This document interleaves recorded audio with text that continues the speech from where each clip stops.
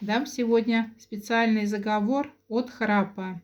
Читается он трижды над водой или молоком, которое выпивается перед сном.